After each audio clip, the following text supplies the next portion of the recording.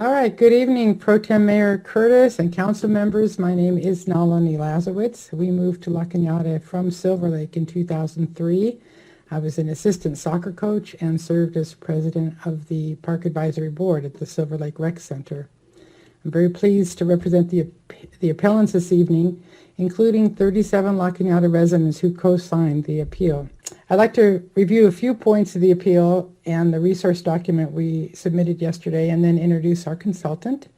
My husband and I have lived on the west side of town off Ocean View for 18 years. Bob plays tennis at Glenhaven probably twice a week, and when that court is occupied, he heads over to Cornichon or high school. I can make a quick point here. The time it takes to do a tennis game can often go, an hour and a half or 2 hours if there aren't people waiting on the court. So when we talk about what the best hours for pickleball are, I don't think we're including what time a game started at maybe 9:30, a tennis game, or 9 o'clock, and then what happens when the pickleballers come at 10. That means the tennis players have to stop maybe. So those are one of the little details that we like to have addressed. Glenhaven truly is a haven for working families with small children. It's a tiny pocket park. Parents teach their children tennis on that court. Seniors and lifelong tennis players use it 7 days a week. From our count, well over 300 residents and stakeholders have already registered their opposition to pickleball at Glenhaven. We do understand that the city is responding to a very enthusiastic call for pickleball courts, and for good reason. Between Burbank and Altadena, there are no public pickleball courts in the Crescenta Valley. But tonight, we'd like to review how the geography of this site and its close proximity to homes make Glenhaven a poor location for pickleball. Therefore, any test or pilot would not be applicable to a permanent or more appropriate site. This pilot is guaranteed to displace a large group of park users and tennis players.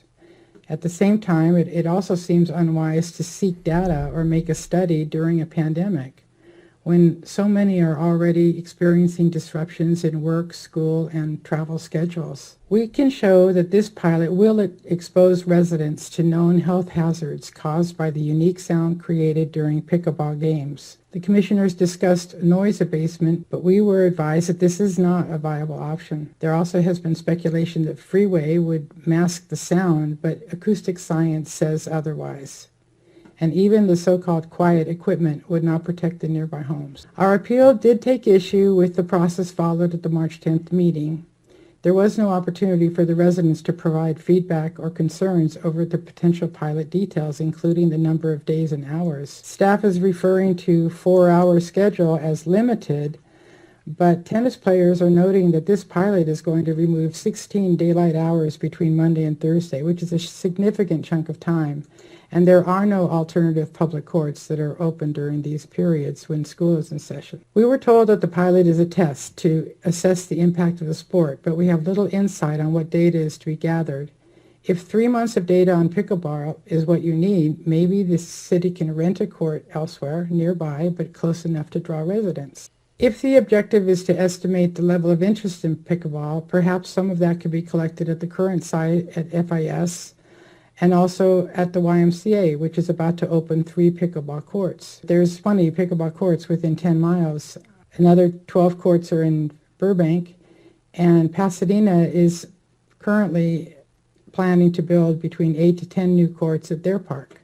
So we just don't see that there's an urgent need to use Glenhaven and truly to burden the neighbors that live in close proximity. If the city doesn't have staff to oversee the project, then it's going to be up to the neighbors. We suggest looking at alternative sites, some of which are even in La Cañada Flintridge, which have not been mentioned or assessed to date. That would include Glenhaven Park. There's a cul-de-sac behind the Shell station that might accommodate a pickleball court, and there's a vegetation area next to the farmers market that maybe could be looked at. We've been getting suggestions from our stakeholders. We also want to encourage the City Council to think of this as a potential for a regional recreation center. We have plenty of stakeholders that could be considered potential partners, and basically, we just want to urge the City Council to consider option 3, which is to approve this appeal and eliminate Glenhaven, a potential pickleball program site. And with that, I wanted to go ahead and introduce Dr. Lance Willis. We sought him out for a preliminary assessment of this site, and his report is contained in the appeal. Thank you very much. Mr. Willis. Hi, thanks. I'm Dr. Lance Willis. I'm the principal acoustical engineer at Spindarian & Willis Acoustics and Noise Control in Tucson, Arizona. I've been asked by concerned neighbors to make some comments in regard to noise for the proposed pickleball courts at Glenhaven Park. And I've also written a letter dated March 25th of this year detailing noise issues with the proposed site plan. I have a PhD in physical and engineering acoustics, 15 years experience consulting in environmental acoustics and noise control, and 10 years experience creating noise abatement plans for pickleball courts. And in that time, I've never seen pickleball courts placed this close to single-family homes that did not generate noise complaints, with or without a sound wall. The main concern in regard to noise from the pickleball courts is the impulsive sound produced by the impact of the hard plastic ball on the paddles. Pickleball represents a substantial increase in sound in comparison to tennis. As a result, simply converting tennis courts to pickleball often places the pickleball courts too close to homes. The minutes from the March 10th meeting indicated some proposed noise abatement treatments, such as installing acoustic blankets on the fencing.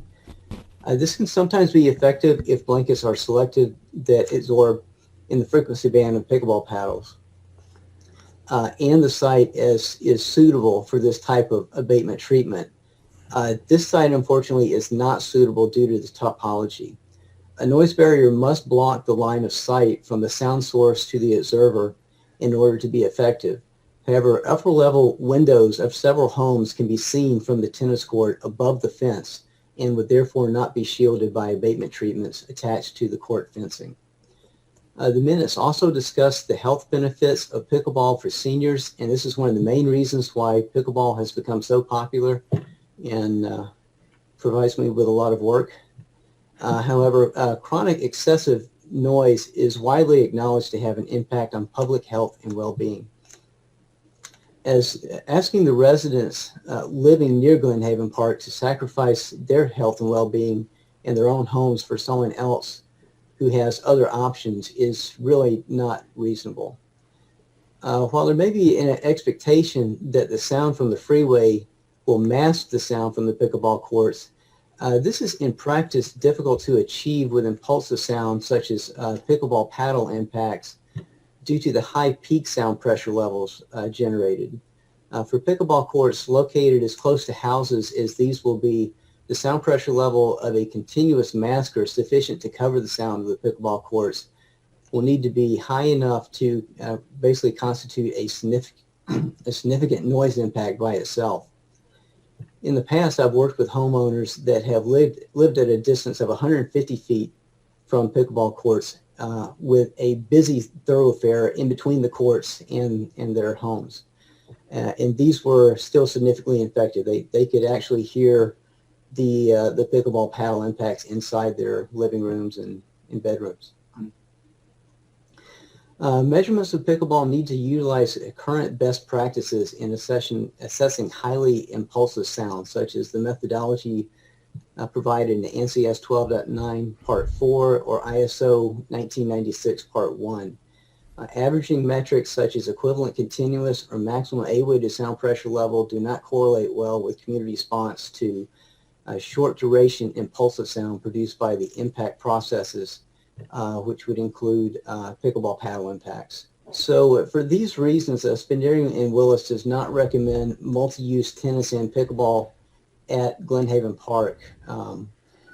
The best option for everyone is really going to be to choose an appropriate site that can be mitigated and build dedicated pickleball courts there, or at least have enough buffer distance so that you won't be creating a noise hazard.